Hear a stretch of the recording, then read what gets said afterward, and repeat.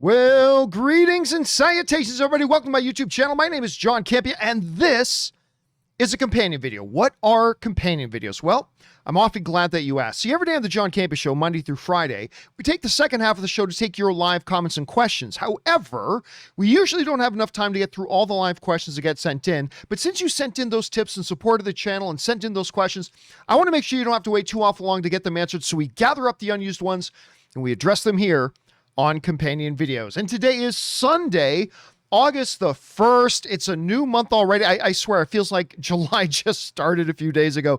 It is crazy. But anyway, let's not waste any more time and get caught up on those questions, shall we? We're going to get things started off here with, as soon as I'm able to bring up his question here. Where is this question? There it is. We're going to start things off here with the sock. And the sock writes, by the way, do you ever think you'll visit good old Smashville? I'd love to meet you. Well, to be honest, I don't know what Smashville is. I'm going to make an assumption for a second and guess that Smashville is a nickname for Nashville, maybe? Anyway, if it is, and I don't know that it is, but if it is, I've visited Nashville a couple of times. Actually, a really good buddy of mine, a very, very good friend of mine, his name's Jeff, who hung out with me up in Canada. He moved down to Nashville and he runs a big successful business of his own down there now. Like he runs a lighting company, and by lighting, I don't mean like lights in your house. What he does is he designs and puts together and gears up for major music concert tours. And he does all the lighting design and the light show and everything for biggest of the big name concerts. And he's made a huge success out of his business down there. So, and I've got other friends in Nashville as well. So I've gone out to visit there a couple of times, and I'm sure I'll visit there again. But again, I don't even know if Smashville means Nashville or not. So whatever. All right. BK Dan writes, John and Co. Well, it's just me right now. Just want to make sure that everybody knows about Dusty Hill, ZZ Top, dead at 72, according to Deadline. Yeah, I was bummed out to hear about this. Now, we haven't heard a lot from ZZ Top in a while, but I'll tell you what, one of the anthems, when I was a little kid growing up was, every girl crazy about a sharp-dressed man, do-do-do. I remember it used to be Don Cherry's theme song. Don Cherry had his own show for a while, and that was his theme song. Yeah, I couldn't believe they were one of the most iconic, visually recognizable rock bands of the era, and it was really sad to hear that. Thanks for sharing that, Dan. All right, next up, we got Suthius, who writes, I may be biased here, but when it comes to changing Magneto's tragedy for the changing of the times, and because I'm Cambodian, I would personally love to see a Magneto born from the Khmer Rouge genocide of almost 2 million Cambodians in the late 1970s. So for those of you who don't know what Suthius is talking about, over the last couple of years, the whole discussion about Magneto and what do you do about Magneto with the X-Men now? Because traditionally, his origin stories have been, even when you go back to that first big X-Men movie, his origins have been as a young kid coming out of the concentration camps under the Nazis, right? The problem is you can't do that anymore because it's too long ago. It means Magneto now would have to be in his 90s. And so what you need to do is come up with a new origin story. And the important thing about his story is not that he came out of the concentration camps. The important thing about his story is that as a young man, he saw the absolute worst in humanity. And that's why some people like myself have been saying there have been other more recent major tragedy showing the absolute worst and most vile of evil that humanity has to offer that would turn a young man's heart against the human race entirely. And, you know, whether it's things like the genocide in Rwanda, the Cambodian one, there's been some Eastern European ones. There are other ones like that, but the Cambodian one, Suthius, is actually pretty good too. So I'd be all for that one as well. All right, next up, Tron writes, I don't know why folks are tripping over a Spider-Man trailer. Most people that are going to see the film regardless. Sony has Venom 2 and Ghostbusters both coming out before it. In my opinion, if there's no trailer by Venom, then maybe I'd start to wonder what's going on. Completely agree with you, Tron. There's just we are now just about 5 months out. It's still almost 5 months away. There's no reason for there to be a Spider-Man 3 trailer out already. I mean, it would have been perfectly okay if there was. 5 months is an acceptable range of time. So it would have been perfectly fine if there was, but there's really no need for there to be a Spider-Man 3 trailer yet. But I agree with you. If we get all the way to the next Venom and still don't have a Spider-Man 3 trailer, then I might start suspecting that Sony might be planning to push Spider-Man No Way Home into 2022 instead. But until that happens, I really don't think there's any need to worry about it. All right, next up. We've got Jerry, Gary, Larry, Terry, Barry writes, one of two. Hi, John. Hello there. I saw a question on your companion video about shows making mistakes when it comes to locations. Yeah, somebody was talking about that. Okay, let me start this again. I saw a question on your companion video about shows making mistakes when it comes to locations they are supposedly set in. For me, being from Indiana, Parks and Rec always makes me laugh, especially in one episode where Leslie is on a date at the Indianapolis Aquarium. Indianapolis doesn't have an aquarium, so that episode just gets me every time. Me and my wife always joke that we need to go there on a date. Anyway, thanks for always putting on a great show. Here's the funny thing about Parks and Rec. You know, Ann and I now live out in Riverside, but we, for the last 7 years, have lived in Burbank. And pretty much almost every set for Parks and Rec was in Burbank, except for City Hall. Like Pawnee's City Hall, where most of the show takes place, is actually the Pasadena City Hall. Pasadena, which is right beside Burbank.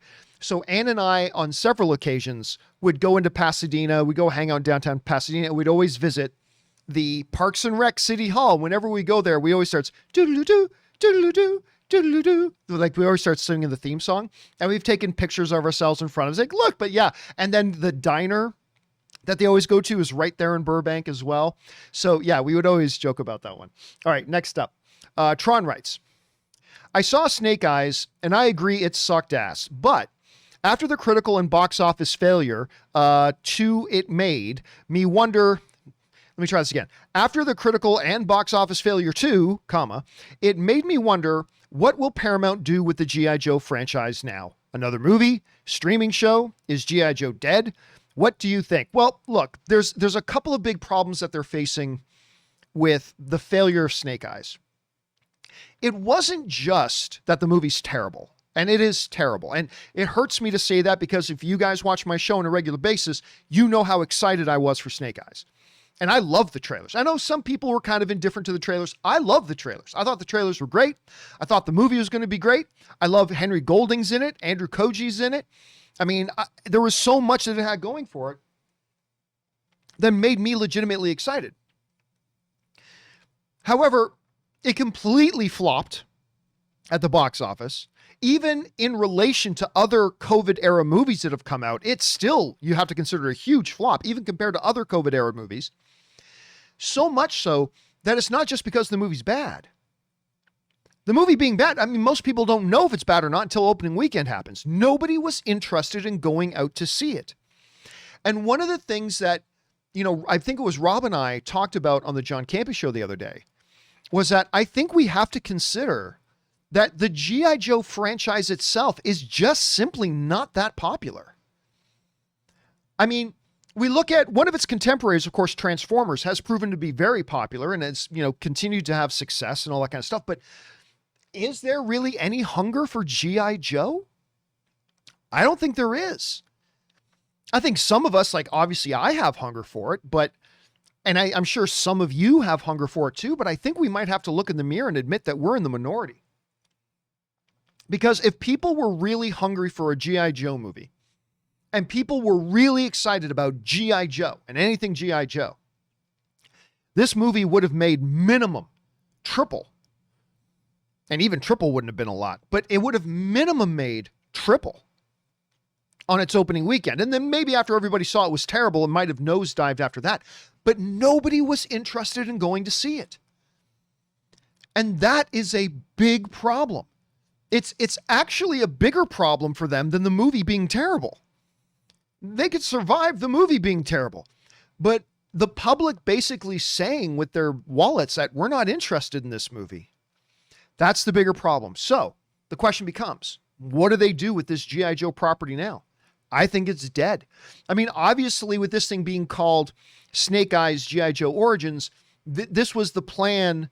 This was planned to be the start of a new G.I. Joe franchise. And it's not just that this movie was terrible. It's not just that it bombed at the box office. It's that they now have this kind of irrefutable data that people just aren't all that interested in G.I. Joe. And even if they wanted to try it again, now they have this terrible Snake Eyes movie that is going to present a bit of a problem for people like me who were totally let down by this movie in even wanting to give them another chance. So I'll be honest with you. I think this G.I. Joe iteration is now done. I think they're going to have to go back to the drawing board, regroup, and then try relaunching the franchise again in a few years. But as far as this iteration of G.I. Joe, and I have, by the way, don't take my word for it. I don't know this. I don't know this for a fact. I'm just speculating as a fan, but it seems to me, I think this thing's probably done. I think it's probably done. So we'll find out. Thanks for asking about that, Tron. All right, next up, Ben Rayner writes, "Hey, John. First, I meant to say 10 days ago I started. Oh, I remember this because you wrote this in the other day. Yeah. I meant to say 10 days ago I started watching that 100 movies in 100 days. Second, you wondered if Wilder, Pryor, that's Richard Pryor and Gene Wilder, they did a number of films together, hold up. And I would argue they do. Well, I would argue they do as well, because it was my first time watching and I was cracking up, except one scene in Silver Streak. In the said scene, Pryor and Wilder were running from cops in the train station. Wilder needed to disguise and Pryor got some shoe polish. And I'll let you figure out, that wouldn't hold up so well today. But in my opinion, that scene makes me go, yikes, but it's a different time. But other than that, one scene, Silver Streak, is really funny, but it's probably my least favorite of the collabs between Gene and Richard. My favorite being Another You. Anyway, today I watched Insomnia for this first time. Looking forward to it. Thanks for everything. Bring on the filthy. Well, thanks for writing that in, Ben. And yeah, look, again, I said it the other day. I'll read it again. Hear No Evil, See No Evil is still my favorite one that they did together. And to me, it holds up. That is a movie that holds up.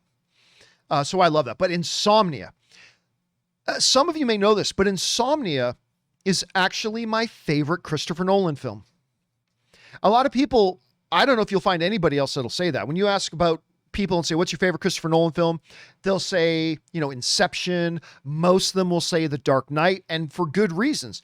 But for me, Al Pacino, Hilary Swank, Robin Williams, Insomnia, that movie to me is tremendously underappreciated. I think that is just a genius movie. And I'm glad you had a chance to watch it, Ben. Thanks for telling me about that. All right, next up, we got Ahmed Z, who writes, "Hey, John, did you see Marvel announced Hawkeye starts streaming on November 24th?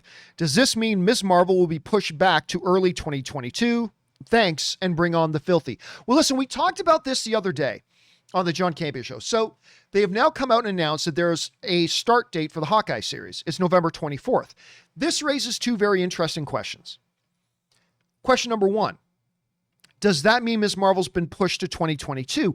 That seems unlikely, because it was just like a week ago, or maybe 2 weeks ago, that the executive vice president of Marvel came out and she said that Ms. Marvel and Hawkeye are both coming out in 2021. That was just like a couple of weeks ago. Just like a couple of weeks ago. So if I had to guess, and I'm only speculating, I think we're going to hear about Ms. Marvel dropping before Hawkeye. Now, which raises the question, well, if Ms. Marvel's going to come out before Hawkeye, why did they announce the Hawkeye one first? I don't have an answer to that, but it would seem very weird that they're pushing Ms. Marvel to 2022 when just like a couple of weeks ago, they said it was opening in 2021. So there's that. But we'll find out. The bigger, more interesting thing to me is, does this mean the Book of Boba Fett is being pushed to 2022? Because, Disney Plus has announced that they're going to be dropping new episodes of their premium shows on Wednesdays. Well, that means the Marvel shows, and that means the Star Wars shows. Are you telling me you're going to drop a Hawkeye show and a Book of Boba Fett show on the same? Because there's going to be a few weeks of overlap there. Are you telling me you're going to be debuting them at the same time? That doesn't seem to make much sense to me. So, but maybe they are. Maybe they are. But yeah, it brings two questions. Are they pushing Ms. Marvel to 22? I still suspect, but I'm only guessing. I'm still guessing Ms. Marvel will come out before Hawkeye, but I'm starting to wonder if they're going to push Book of Boba Fett to 2022. Again, I don't know if that's the case. I don't know if that's true, but I just can't see them overlapping the shows. So I don't know. We'll have to wait and find out, Ahmed Z. It's a good question, man. All right, next up. James Argento writes, with Hawkeye dropping on November 24th, if we were just talking about this, it seems that we are getting an episode of Hawkeye and Boba Fett on the same day, assuming Hawkeye is at least 6 episodes and Boba Fett stays in December. Would you move one of the spoiler discussions to Thursday if this happens? All right. So let's say, first of all, let me be clear. I do not believe for a second, although I don't know this, I'm just guessing. I don't believe that they would drop new episodes of Hawkeye and Book of Boba Fett on the same day. Okay, I just don't believe they're going to do that. But if they do, normally I do a spoiler discussion later in the evening on Wednesday because I watch the show that drops Tuesday at midnight. And for some people, that's Wednesday morning. And then about 4 or 5 o'clock in the afternoon, Los Angeles time, that's 7 or 8 o'clock on the East Coast in the evening. That's when I'll do my spoiler discussion. If they drop those 2 episodes, a Book of Boba Fett and a Hawkeye at the same time, I think I would have to. I think I would have to do one on Wednesday evening and then one on Thursday evening. But again, I just don't think it's going to come to that. They might. I can't see them doing it though. Oh, we'll wait and see, Argento. We'll wait and see. All right, next up. Guillaume Labelle writes, just watched MidSommar. That movie's something to watch. I'll just say that. Last night for the first time, and let's just say that when the credits rolled, I yelled, WTF is that? What the fuck was that? Out loud, probably scaring my neighbors. Very well made, acted and shot, but man, that was something. Hereditary next. Well, Hereditary, this is going to sound weird because Hereditary is its own kind of special kind of movie. It's very unique in its own way. MidSommar, I remember coming out a few days after I watched MidSommar. I was having dinner with Chris Gore, and he had just seen MidSommar, and we were talking about it over dinner, and we were just both like, I don't know what kind of drugs were they doing when they wrote this movie. And I don't mean that in a bad way. I just mean it's like, for those of you who've seen MidSommar, you totally know what I'm talking about. And it was very polarizing for a lot of people. I fell on the side of, I can't recommend that movie. I mean, I didn't enjoy myself watching it. But some people saw a lot of artistic merit in it and really did enjoy it. So it's just really one of those polarizing things. So I totally get where you're coming from, man. I totally get where you're coming from. All right, next up, we've got Guillaume Labelle writes in again. Also, I went to see Snake Eyes the other night, and it was pretty piss poor. Snake Eyes didn't feel like a hero at all, and by the end of it, I was completely rooting for Storm Shadow. You and me both, man. You and me both. Oh, and get this effing guy a steady cam for heaven's sakes. Well, I mean, you just highlighted my 2 biggest problems with the movie. I mean, it's a bad film. I mean, that's just my opinion, but I'm going to tell you my opinion. To me, it's a bad film. And the 2 biggest problems were, well, the action's supposed to be the highlight, but you can't understand what the hell's going on because they kept shaking the camera all over the place. So you couldn't tell what the hell was going on. And secondly, I've said it before, I'll say it again. It's difficult to like a movie when you don't like the hero, and it's difficult to like the hero when he's really the villain of the film. Snake Eyes is a total asshole. Storm Shadow, if you haven't seen this movie yet, when you go and watch it, you're going to be cheering for Storm Shadow. Because Storm Shadow is far more honorable and righteous and like noble, far more than Storm Shadow, or Snake Eyes, who is truly the villain of the film. He screws Storm Shadow over like 3 times in this movie. It's crazy. I don't know how this thing got past the screenwriting. Like how they read this script and said, you do know that Snake Eyes is the hero of the, and I get it. It can be the hero's journey. And, you take the character from one place and then you move him to another place. But he was just such an unlikable douche face that I just was cheering for Storm Shadow to kill him by the end. Anyway, very, very difficult to get into that, man. Anyway, so I share your feelings. All right, next up. Min Tran writes, I was rewatching Days of Future Past, and I got to say, Jennifer Lawrence cannot speak Vietnamese. I think she got all the words wrong. Well, I mean, look, I'm not going to judge because I can't speak Vietnamese either. I don't know 3 people, because I know 2 Vietnamese people who can speak Vietnamese very well, but I don't know 3 people in my life who can speak Vietnamese. So I'm not going to judge Jennifer Lawrence for not being able to speak Vietnamese. I mean, listen, when you've got an actor who's playing a role and their character is supposed to be able to speak some other language, I mean, they just do the best they can. They just do the best they can. So I never noticed a problem with her Vietnamese because I don't know Vietnamese from Jack. So I respect that you noticed the difference. I'm just saying, I think most people probably didn't notice. Just like most people don't notice if some character speaking French Canadian can actually speak French Canadian because they're not French Canadian. So they probably wouldn't notice. Whereas a lot of, Quebecois would probably go, what the hell is that? But it is what it is. All right, next up. Lee writes, let's talk Superman and Warner Brothers / DC. DC Comics Multiversity includes Clark Kent's Kal-El, Val-Zod, Calvin Ellis, who is also Kal-El, Captain Carrot as Superman. Do you think Warner Brothers is establishing multiple Supermen to lead into a future multiversity movie? Thank you. I don't think so. I remember when they were first talking about Joker. And they were saying, like, no, we're not creating... Look... with these characters, the comics have always done what if and Elseworld stories that weren't actually connected, right? They've always done it. The comics have always done it. So I remember them talking about doing this Joker movie because a lot of people are like, wait a minute, how can you do a Joker if there's no Batman? Well, because it's a great character and you could tell a really cool story about him. And not all movies need to be interconnected in some big shared cinematic universe. Remember when there just used to be great standalone stories? Anyway, and so they were very big on that. And they said, we just think we can tell a great story about Joker without it being connected to everything else. And I think what you're seeing here, while the possibilities are definitely still there, absolutely. But I think what we're seeing here is really an extension of that they just have, look, they've got a great idea for a standalone Superman story that is separate from everything else. And we've got another great idea for a Superman story that is separate from everything else. So I really think they need to avoid everything being multiverse, shared cinematic universe, blah, blah, blah. I think you're going to alienate a lot of people, to be honest with you. Just tell some great individual stories.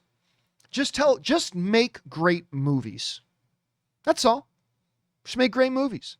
And as long as they make great movies like Joker, guess what? Joker, first DC comic book film to be nominated for Best Picture at the Academy Awards, made over $1 billion. I mean, it worked out pretty damn well, so I hope they continue with that. Now, again, Lee, I don't know that that's true. That's just the way it seems to me right now, but, it could change my opinion as more information becomes available. All right, next up. We got Min Tran, who writes, 1 of 3. I recently heard the kids show Arthur, the longest running kids animated show in America, is ending next year with its 25th season. I personally love Arthur, and I'm sad to see it go. I know it's not as popular as Sesame Street or Peanuts, but do you see another network picking it up or receiving Sesame Street deal where another network and PBS split the show? I guess that was only put in 2 of 2. Well, I don't know. Listen, I'm going to be honest with you. I never watched one episode of Arthur, so I have no idea. But if the show has run 25 years and it's not nearly as iconic and a part of the cultural zeitgeist as Sesame Street is, maybe it was just time to end it. Maybe just, again, I don't know this, but maybe it was just time to end it because maybe nobody was watching it anymore. Or maybe they just felt like run out of gas. Again, I'm totally saying all this in the dark because I've never even watched a single episode and I don't follow it. I'm aware of what the show is. Like if you show me a picture of Arthur, I know who that is, but it's, I just can't see the same thing happening. But again, I don't really know. I don't follow that thing. I don't travel in those spheres of people who understand those shows. I'm not a parent myself. So yeah, I don't know, but I'm going to doubt it, man. At least for now, I'm going to doubt it. All right. Dune's Butthole Monster, a little bit of a wink to what Aaron Cummings said the other day about the Dune sandworm. Anyway, do you think there's any glimmer of hope that Warner Brothers will rescind their plans for Dune to have a day and date release with their streaming service? I really expect this movie to be great. And I also really want Denis Villeneuve to come back to direct a sequel. Here's the thing. Of course, Warner Brothers backstabbed all their partners and creative talent and all their filmmakers, and they totally backstabbed everybody. When, like a sneaky little cowardly thief in the night, they released an announcement to the world without talking to the people who financed their movies, without talking to the creatives who directed their movies, without talking to the producers who created the movies. They just made this announcement. All these movies in 2021 are going to be on HBO Max, everybody, same day they go in theaters. Backstabbed everybody. Took a big knife, stabbed everybody in the back. Prompting Denis Villeneuve, maybe the greatest filmmaker today, who's directed Dune, to write a scathing smash piece, just destroying Warner Brothers. That I believe it was Variety that published his op-ed open letter and just destroyed Warner Brothers. And of course, it really reduces the chances that Dune is going to do super well at the box office, thus reducing the chances that it's going to get a sequel. It doesn't look like, I thought for a long time Warner Brothers would walk back on this. I really did, especially when it came to Dune. I really thought there was a good chance here that Warner Brothers was going to walk back it on Dune and let Dune be a theatrical exclusive movie. But it doesn't look like that's happening, because even with the latest trailer, it said opening in theaters and on HBO Max. The only way I could see this changing, and it's highly unlikely, is if Discovery somehow manages, and it's almost impossible, but somehow manages to fast track the government approval process for Discovery to take over Warner Brothers, because of course Discovery is buying Warner Brothers. They're buying them away from AT&T. And then the CEO of Discovery saying, okay, forget this nonsense about Dune being on HBO Max on the same day. It's getting a theatrical exclusive release. But there's no way that's going to happen in time. And it's the only way I see it happening. So unfortunately, man, as much as I would love to see it, I don't think there's any getting around it now. I think they're going to sabotage Dune. They're going to undermine and undercut and sabotage and backstab Dune into getting less of a box office performance than it could have had by releasing it on HBO Max in the same day. And it's going to scare off the financiers from maybe doing another one. So I just can't see it happening. I think it's going to release on HBO Max on the same day. I certainly hope, our only hope is that true movie fans commit to seeing this movie the way Denis Villeneuve, the filmmaker, and all the producers with it intended it to be seen on the big screen. That's the only hope for Dune getting a second film.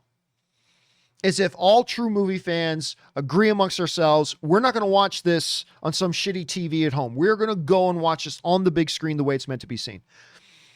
Short of that, Dune's in trouble. Dune's in trouble. But fingers crossed. You never know. Glorious things can happen, my friends. Glorious things can happen. All right, next up. Hitchcock is the GOAT writes. One of two. I agree with you about No Time to Die and its opening weekend potential. I believe it can be, not necessarily that it will be. I believe it can be the first $100 million opening film in this COVID pandemic era. Anyway, I agree with you about No Time to Die and its opening weekend potential. Although it's true that Skyfall and Spectre fell short of $100 million during the pre-COVID times, most probably know this. This is Daniel Craig's final appearance, and it gives us an added must-see event quality that Skyfall and Spectre didn't have. In addition to your point about built-up fan anticipation. That's true. Like, the reason I believe that No Time to Die has the potential to be the first $100 million film in the pandemic era is, number one, because I believe there's been so much pent-up anticipation for this film, and I think it's just going to explode. I mean, it's not going to make 170, 180, $200 million opening weekend, but I believe it can hit 100. But the other thing is this, if they are smart enough, if the marketing people behind it are smart enough to really advertise, see Daniel Craig, who box office wise has been their most successful Bond, see Daniel Craig one last time as James Bond. I mean, that could push it over the edge. You're right about that, Hitchcock. That could just be enough to push it over that line. All right, next up. MacGruber's team writes. MacGruber's team, I like that.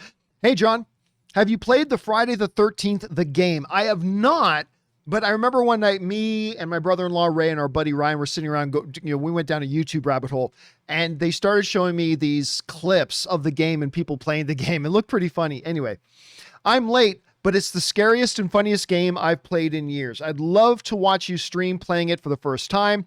I play it on Switch, but it's available for silly PC gamers too. Well, I have a Switch, and I'm a PC gamer. You know what? I am desperately trying to find a new game to do play and chats with, because I'm kind of over World of Warcraft.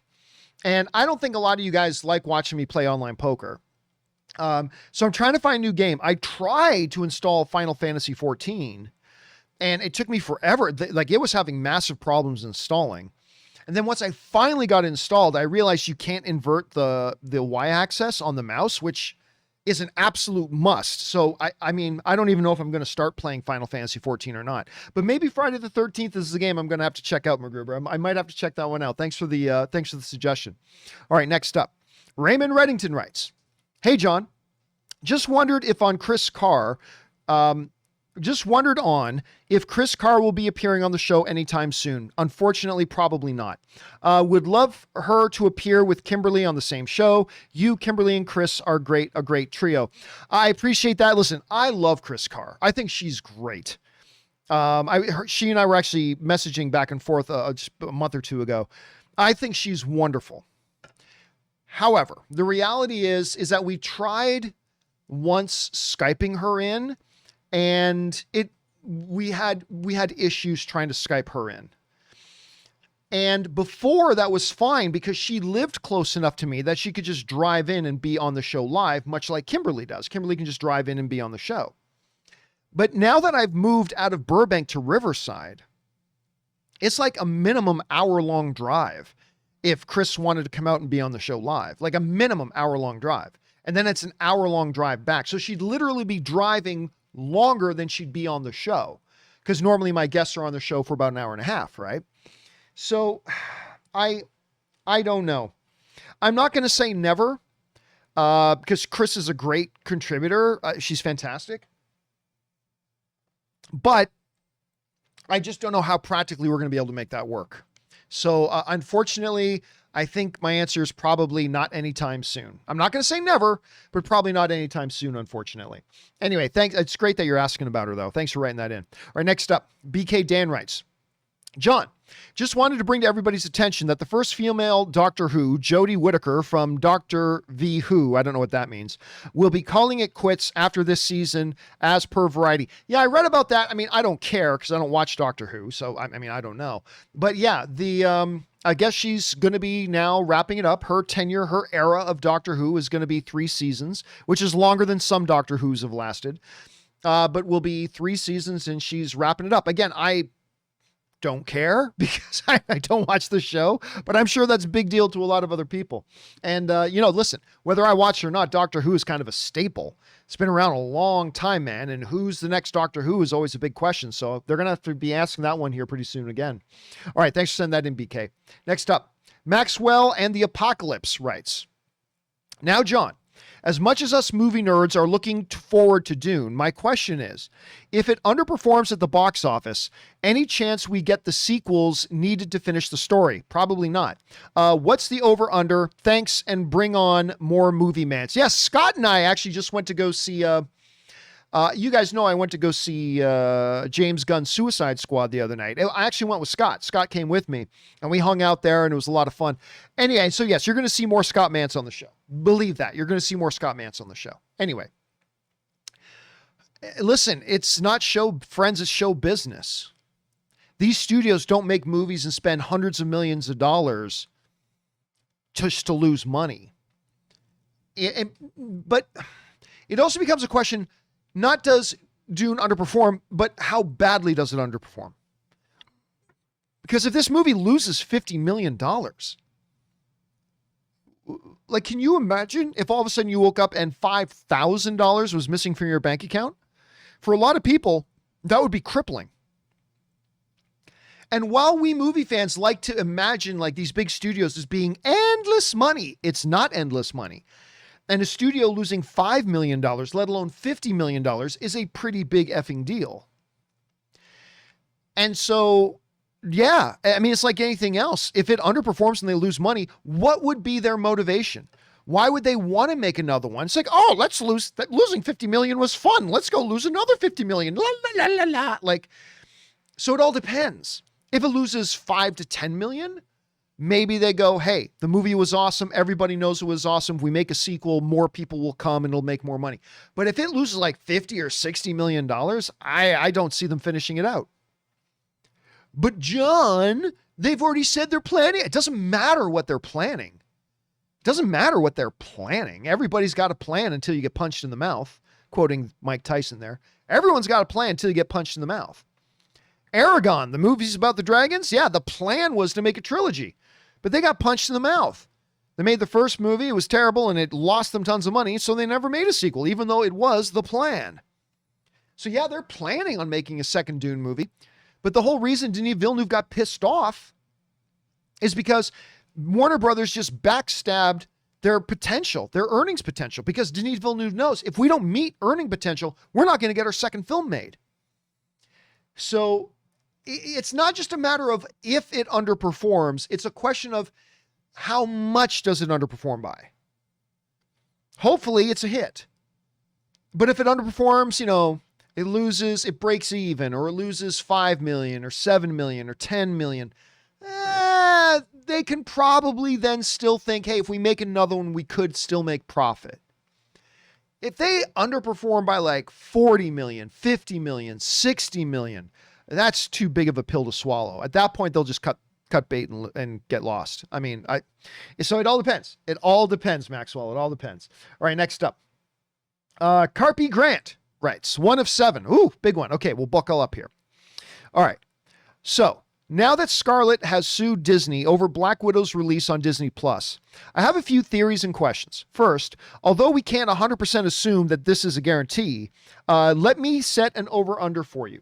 98% chance that Natasha Romanoff is perma-dead in the MCU now, and Scarlett will not be asked to return for that role. Yeah, I think that's pretty safe. I'm going over. Here's the one thing I'll say about that, though. It looked for a long time with the legal battles going on between Warner Brothers and George Miller that we were never going to see another George Miller Mad Max film. But business is business. And once they got through their legal dispute, guess what? George Miller's making more Mad Max movies now. So I'm going to say, I think it's very, very, very, before I thought 100%. Scarlett Johansson's coming back as Black Widow. Now I think it's very unlikely, but I will take under 98% because at the end of the day, everybody is in this business to make money. Everybody is. You go to work every day to make money. You are in business to make money. The studios are in the business to make money. The actors do their jobs to make money. And once they get through their legal dispute, if both sides see, hey, we can make a lot of money together, they'll do it. So I think it's very, very unlikely we ever see Scarlett Johansson back now, but 98% is too high because at the end of the day, they're all about making money. And if Scarlett Johansson thinks she can make money with Disney and Disney thinks they can make money with Scarlett Johansson, they're going to move past their personal issues and they're going to get the job done, even though I still think it's very unlikely. Anyway, you said you're going over. Second, after the Warner Brothers debacle, and now this lawsuit against Disney, I foresee a day-and-date release possibilities and streaming in general becoming a major legal issue. Now, as I believe studios will aggressively move to cover their butts by adding these to the contracts moving forward. Well, no, they're already doing that. They're 100% already doing that. I'm not saying Dungeons and Dragons or day-and-date release. D&D means Dungeons and Dragons. I'm not saying day-and-date releases will become industry standard for content viewing, but I can't see a studio not at least making it a permanent part of contracts moving forward in the rise of the streaming era.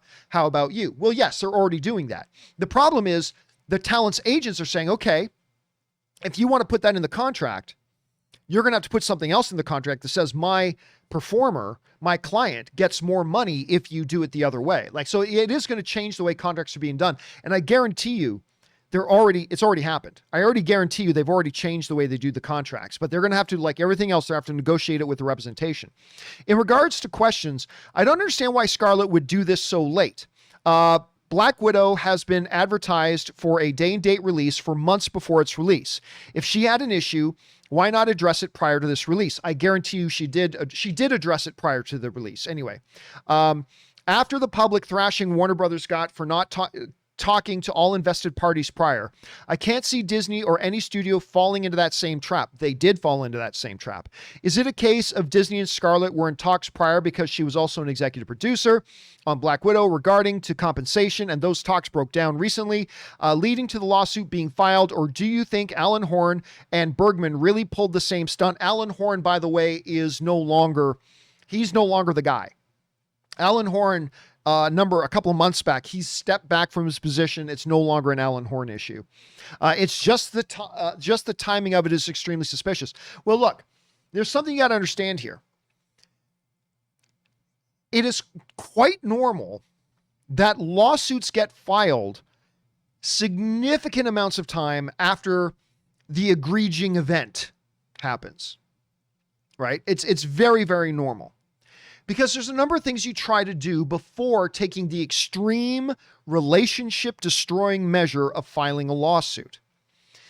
Scarlett Johansson's attorneys have said publicly that they have, for some time, tried to get Disney to come to the table to negotiate a solution to the fact that they went day and date with their release when they made assurances that that wouldn't happen.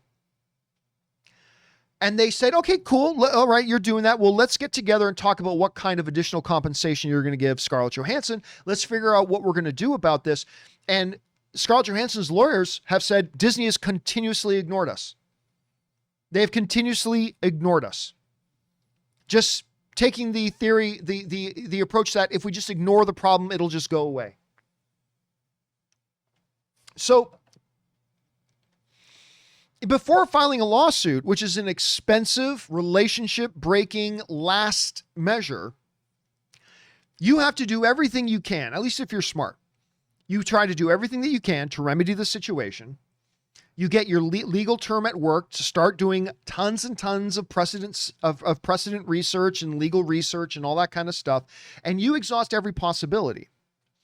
And it's quite probable that once they made the announcement all the way through the release of the film, Scarlett Johansson and her lawyers were probably kept trying to get Disney to come to the table and negotiate. And according to Scarlett Johansson's lawyers, they continuously refused. And so then, not wanting to go public with this problem before the movie opened, because if she went public before the movie opened, all it was going to do was hurt the movie and hurt the box office receipts. And since a bunch of her money that she's getting is directly tied to how much box office it earns, that would have directly hurt her own income. So that wouldn't have been very smart. So you add all these things up. Number one, they tried to get Disney to negotiate. They never did. Number two, it takes time to get a lawsuit together. And number three, once it started getting close to the release date of the movie, why would you go public with this and hurt the box office results of the movie, which ultimately hurts you? The better thing to do is, and the classier thing to do is, get through the release, promote it, hype it up, get through the release, let it be in theaters for a few weeks, and then move forward with the lawsuit. So it actually makes absolute common sense here, Capri. It really is just common sense. All right, good questions though, man. Excellent questions. All right, next up, BK Dan writes, John, my prediction for Nolan, Disney will make an obscene offer that he can't refuse and be doing films for Phase 6 MCU. I never like to say zero, but I'll say zero chance. Christopher Nolan has almost zero interest in doing comic book movies. He has said that publicly. He only likes doing original films. I mean, listen, he's not, I'd rather die than do a non-original film anymore. But once he did the Batman films and he was able to write his own check, I mean, he likes to do his own original movies, period, not based on pre-existing comic book characters and blah, blah, blah, blah. So he has said publicly he's really not all interested in doing comic book movies anymore, which is fine. Number two, in the last number of years, he's clearly shown he prefers to do his own original films. And I'm not so sure with Disney now pulling this day and date release nonsense that would be all that inclined to do it. Listen, Christopher Nolan's got all the money in the world. He has all the money in the world. I just don't see, and he's going to get his money no matter who he's making his movies for, no matter who. So while I would love to see a Christopher Nolan directed MCU film, I think the chances of that happen are like maybe I shouldn't say zero, but it's extremely slim. I wouldn't hold my breath, man. I wouldn't hold my breath. All right, next up, we got Max, who writes, one of two. I'm confused about Russell Crowe's role in Thor 4. Well, we should probably just wait for Thor 4 then. I know it will be a more comedic cameo. We don't know that for sure. But Crowe himself said that he was playing Zeus. Since then, Marvel or none of the major trades really commented on it. So is it a misdirect, or do you think the MCU is actually introducing Greek gods? Do you think Crowe will be a recurring character, considering Greek gods are prevalent in the comics? Listen, honestly, Max, no theories whatsoever. I mean, we have literally nothing to go on. Now, remember, you're talking about my favorite actor. Now, my favorite movie star is Russell Crowe, or is Ryan Reynolds. But I think the best actor in the world today, now that Daniel Day-Lewis is retired, I personally think the best actor in the world today is Russell Crowe. I really do. I think, not that all of his movies are great, but his performances are always stupid. Like, I think he's the best actor in the world. Now that Daniel Day-Lewis isn't acting, I should say. Obviously, Daniel Day-Lewis is the best there is, best there was, best there ever will be. But as a big fan of Russell Crowe, it's impossible. There's no point in speculating, really. For all we know, remember in the last Thor, there was that drama troupe. You know, Matt Damon was Loki and all that, right? Well, that drama troupe is returning for Thor: Love and Thunder. For all we know, Russell Crowe is playing a member of that troupe who is playing Zeus. I mean, for all we know, honestly, at this point, it's such a small thing that I just don't see there being any point to even speculating right now. I mean, I would hope it's something big and major just because it's Russell Crowe, but I really don't think it is. And until we have more to go on, there's no point in even guessing. There's no point in even guessing until we have something to start building a theory around. But right now we got nothing. I'm as anxious as anybody, Max, though, to find out what that is, because like I said, it's Russell Crowe. So that's me. All right, let's move on. Next up, BK Dan writes, John, did you see that Peacock hit 55 million subscribers and is about to go across the world? Yeah, listen, and we really shouldn't be surprised. The fact of the matter is, Peacock, while I still hate that stupid name, it's a dumb, idiotic name for a streaming service. If anybody over at Universal, NBC Universal is watching this, you're stupid for naming it Peacock. You're idiots. Fire your marketing team. But John, you see, the Peacock has traditionally been the logo of NBC. It doesn't fucking matter. It's a stupid fucking name. It is a dumb, idiotic name. And your marketing people should be shit-canned immediately for even coming up with it. That being said, it's a damn good service. Notwithstanding the problems wrestling fans have for streaming their live events. Apparently they have a lot of technical issues. But I mean, listen, it's the place where Parks and Rec lives. It's where The Office lives. I mean, it's a good streaming service. Ann and I watch a lot of Peacock for, just those things alone. And they got a lot of other good things there too. So, yeah, I'm not surprised. They've done pretty well so far. They're only going to get better. And it's good to see like people other than Netflix, Amazon, or Disney or HBO also being able to get traction and have success. And I'm thrilled for them. But they got to change the damn name. Anyway, that's just me. All right, next up. Max writes, I know it's hard to say, but if you are going to guess, how long do you think the MCU will last? It's impossible to say. Do you think it will be from fatigue and declining success, or it coming to a natural end? It will be from fatigue and declining success. As long as these things continue to do great, and for me, the last 3 Marvel properties have not been great. I've liked them all, but they haven't been great. Like, I liked Falcon and the Winter Soldier. I know some people didn't, but I did. I liked Falcon and the Winter Soldier. I didn't think it was great, but I liked it. I liked Loki. I don't think it was great, but I liked it. I thought it was good. I liked Black Widow. I don't think it was great. I put it on the lower tier of MCU movies, but I still enjoyed it. I liked it. But this is the first time ever in Marvel that I've gone 3 things in a row that I didn't think at least 1 or 2 of them were fantastic. WandaVision was the last thing I saw from them that I thought was great. WandaVision was awesome. Since then, I've had 3 things in a row that I haven't thought were great. I still like them. They get thumbs up from me, but I didn't love them. And now they're going to start to get a little watered down because now we're getting like 6, 7, 8, 9, 10 things a year coming out from them. You can only do so much before your quality starts to suffer. Kevin Feige is but one man. At any rate, this is a business. And if it continues to make billions of dollars with big success and everybody's happy, there's no reason Disney would ever let them stop. And I get that. If and when it does stop, it's going to be they start to recognize declining returns. Our product isn't as great as it used to be. The audience isn't responding to it the way they used to. It might be now time to take a 2-year break and totally relaunch a new Marvel Cinematic Universe of films. But when that'll be, I have no idea. It certainly won't be before X-Men come out, right? They got plans for X-Men now. So once X-Men comes out, they're going to wait to see. So it could be 5 years, could be 4 years, could be 7 years. I don't know. But it's going to be from declining quality and declining interest. It won't be, if they're still running hot, there's no way Disney lets them stop. So that's kind of my best guess on that. All right, next up.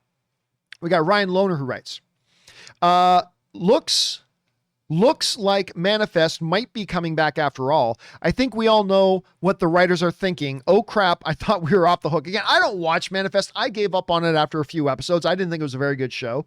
But there's been a lot of talk. I mean, people stopped watching. It's weird. People stopped watching it on TV, but the moment they said it was probably being canceled, it took off on Netflix. So there is a movement to try to get it saved. Maybe it will be saved. For all I know, maybe they already announced that it was saved. I don't think it has yet, but maybe it has. I don't really care because I don't think it's a very good show. But anyway, that's just me. All right, next up. Capri Grant writes, 1 of 2. My news feed just updated with Scarlett's full side and reasoning behind the lawsuit, but essentially the issue is the same. We all knew several months in advance this was to be a day and date release. Why wait until after to release the release to file when? I already answered this question. When she could have filed the lawsuit several months prior and potentially forced Disney to release it fully theatrically. She never could have done that. That never would have happened.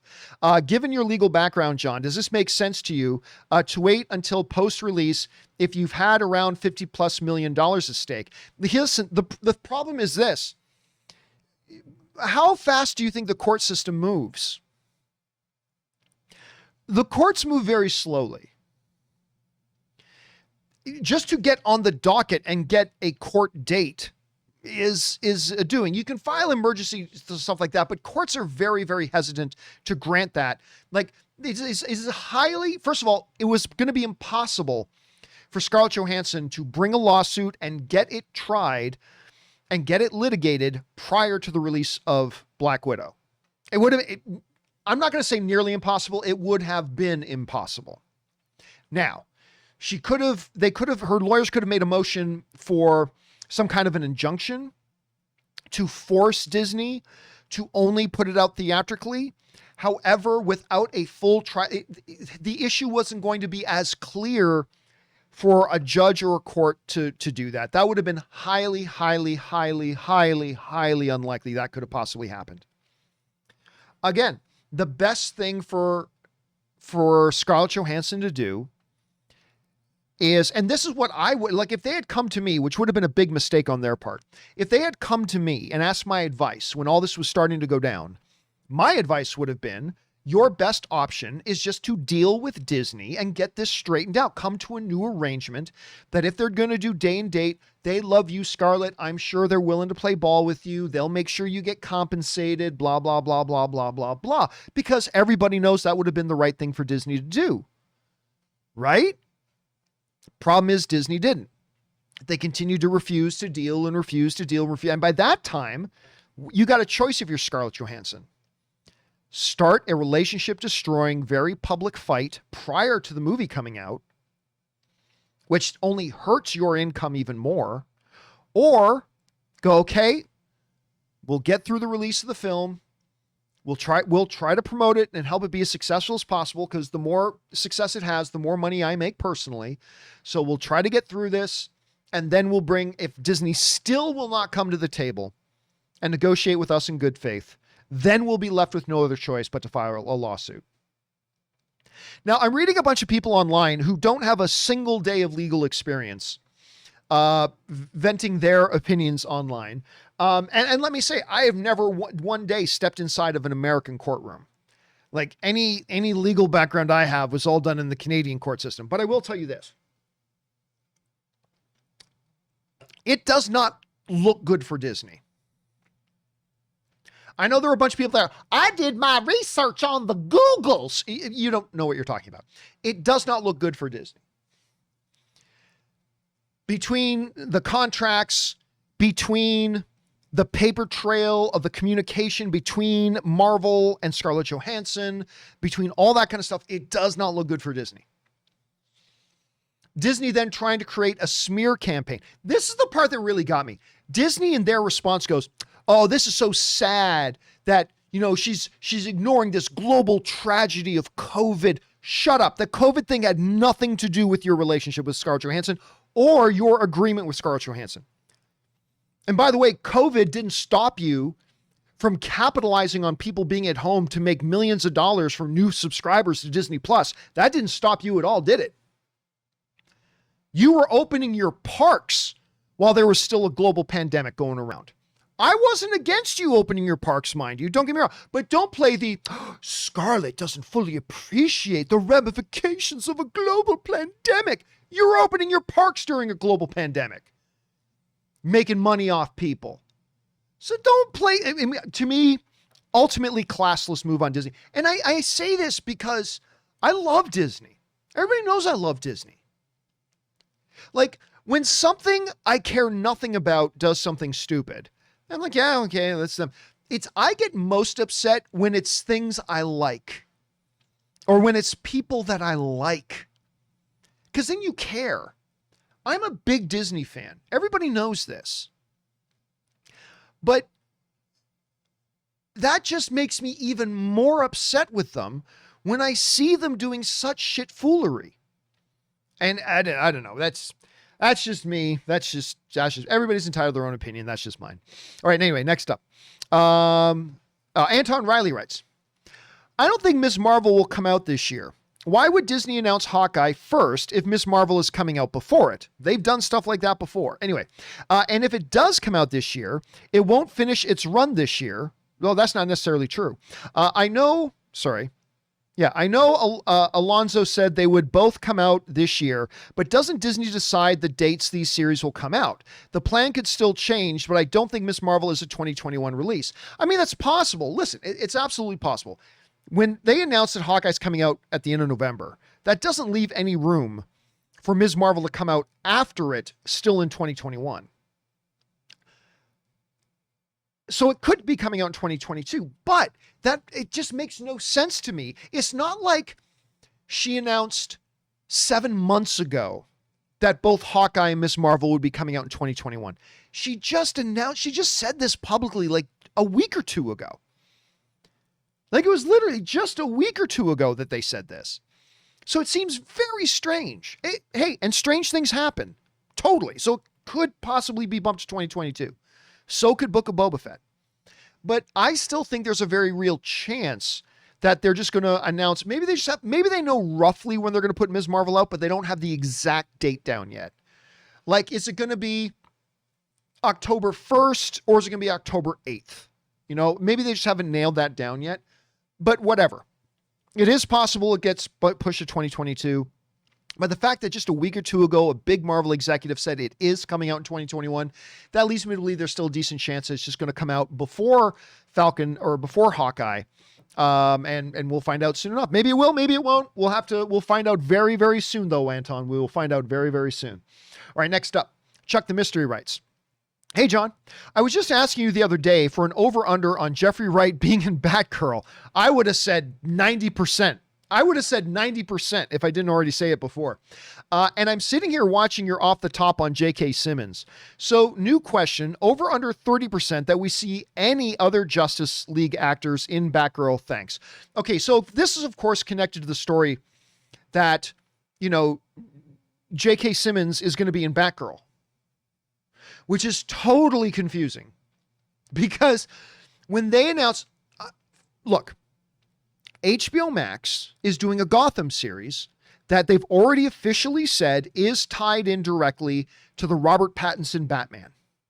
They've already said it. That's official.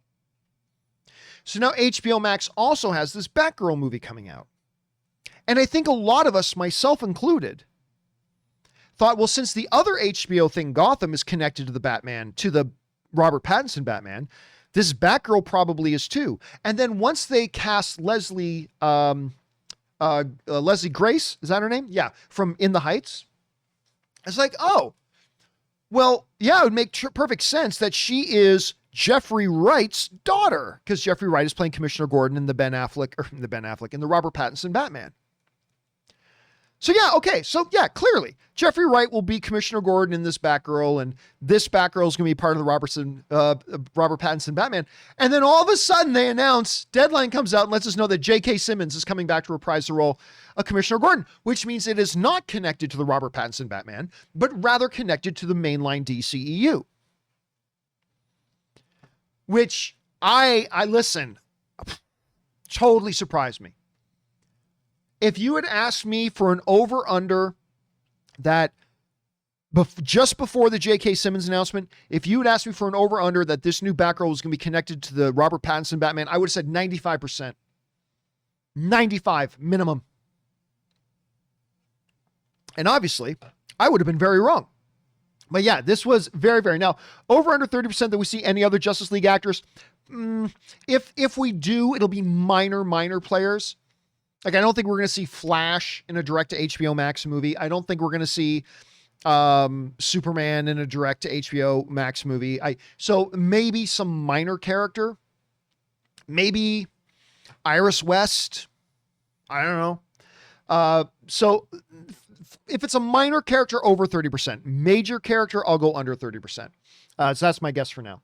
All right. Next up, we got Jordan Wilson who writes, "Hey, John, have you got around to sinking your teeth into the glorious Fargo series yet?" Nope. I have been wanting to watch Fargo for a long time, and I've never gotten around to watching. I mean, I love the movie Fargo. That I love, but I've never watched the TV show. If you haven't, I would definitely recommend it. Season 1 is great. Season 2 is, in my opinion, even better. Season 3 is quality television. Season 4, not so much. Yeah, I heard a lot of people weren't so thrilled with season 4. I haven't watched any of it, so I don't know. But yeah, at some point, Jordan, I got to get around to it. Ever since season 1, like I just remember people lauding season 1, just loving it. And then season 2, loving it. So at some point, I don't have any reason. It's not like I saw the previews for it and didn't think it looked very good. I just never got around to it. So at some point, I do want to check it out. Thanks for keeping that on my radar, Jordan. I really appreciate that. All right, next up, we got, was that Jordan? Yes. Next up, we got Tom Gillard who writes, "ScarJo's lawsuit won't work. Bob Chapek sprays himself with pheromones that prevent her from suing them." Okay, if you have not seen the Black Widow movie, you don't know what Tom is talking about. But Tom, I will give it to you. That's actually pretty funny. All right, next up, we've got Anthony R. who writes, "One of 3. As a comic book movie fan, I pay attention and clearly understand what is DCEU, non-DCEU, etc. But with DC, casual fans are getting confused just a little bit. Even I thought Batgirl was separate until J.K. Simmons was cast as Gordon again. You and me both, Anthony. You and me both. People thought that the DCU was dead or on its way out the door. Not really. Anyway, but we still have Aquaman 2, Black Adam, Shazam 2, Suicide Squad 2, Batgirl, and The Flash using characters from this universe. The Batman and Joker are separate for now. From my understanding, Joker started a DC Elseworlds universe. Do you think Warner Brothers will officially announce the structure of all their DC movies, or do you think they are waiting for The Flash to come out because it's supposed to soft reset the universe? Here's my guess, Anthony, and it's only a guess. It is strictly and exclusively only a guess. My guess is there is no real structure. There's the DCEU. This is my guess, but I think we will get a lot more answers when Flash does come out. I think you're right about that. I think we will know a lot more and get a better idea once Flash comes out. Because if they're going to start doing something like that, it's fine. They're still never going to integrate Joker, like Joaquin Phoenix Joker in or anything like that. But I think it's going to be the DCU, and then everything else is Elseworld stuff. But even that becomes a little bit complicated because, as we were talking about a little bit earlier, HBO Max's Gotham series is going to be tied into the Robert Pattinson Batman. So it almost seems like they're going to have the mainline DCEU, and then they're going to have a Robert Pattinson's own little universe with Gotham, his movie, and whatever spinoffs they have from that. And then it seems like they're going to just do standalone Elseworlds, like Michael B. Jordan's Val Zod's Superman, like Joaquin Phoenix's The Joker. So that's what it looks like for now. But again, I don't know. Maybe they have much more convoluted plans than that. And maybe Flash will give us all the answers. Or maybe Flash really will just differentiate for us. This is DCU. Everything else is everything else DC is just DC, not DCEU. So I don't know. It's going to be really, really interesting to see how they go with that, Anthony. All right, next up. And this is the final question of the day, guys.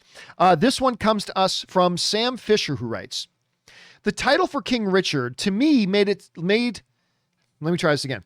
The title for King Richard to me made it seem like the movie was going to be about Richard as a tyrannical, demanding, and borderline abusive coach. But this trailer doesn't make the movie seem that way. Was I wrong about that, or did the trailer not show it? I mean, I don't know, Sam. I haven't seen the movie. You're asking me like I've seen the movie. I haven't seen the movie. But I disagree. I never once thought the name King Richard, that never once to me suggested that he was going to be, that he was a bastard and an asshole and just this terrible, terrible person. To me, the title, I should say, the title never gave me that impression. It never gave me that impression that that was going to be what it was about.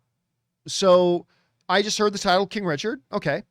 And then I watched the trailer and it seemed, oh, this is great. But I don't know. And obviously I'm a little bit biased for it because the trailer features the John Campea Show's own Erin Cummings in the trailer, which is great. And I'm super happy for her. She's coming over to my place tomorrow after the show is done.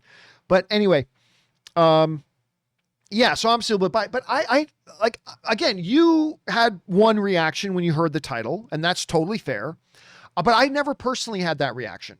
So I never once for a second thought that that's what the movie was going to be about. I really didn't. Not to mention, I don't think Venus and Serena Williams would allow a movie to be made about their father, who they clearly adore, to paint him in such a negative light. So I don't know. It's all our own little interpretations of the title, I suppose. All right. Thanks for sending that in, Sam. And listen, guys, there are still more questions to come from Sam and Diego and Charlie Lives and a few others. Do not worry.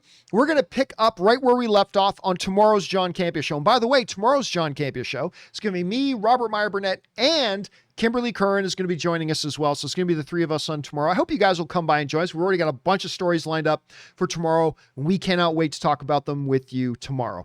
Don't forget, guys, as well, all these questions got sent in by you guys using the tip link. If you want to send in a question that gets read on the show or in a companion video, simply go down into the description of this video and you'll see a tip link. And it's a great way to support the channel as well. Just click on that tip link, or you can enter it in manually at www.streamelements.com/movieblogtv/tip. You'll be getting your comment or question read here on the show, if, of course, it's appropriate for the show. And, of course, more importantly, you're supporting the channel as you do it. And all of us involved here at the John Campea Show, thank you guys so very much for your support. Okay, guys, don't forget to do the four main things. Stay smart, stay safe, take care of yourselves, and please take care of the people around you. That'll do it for me for now, guys. My name's John Campea, and until next time, my friends, bye-bye.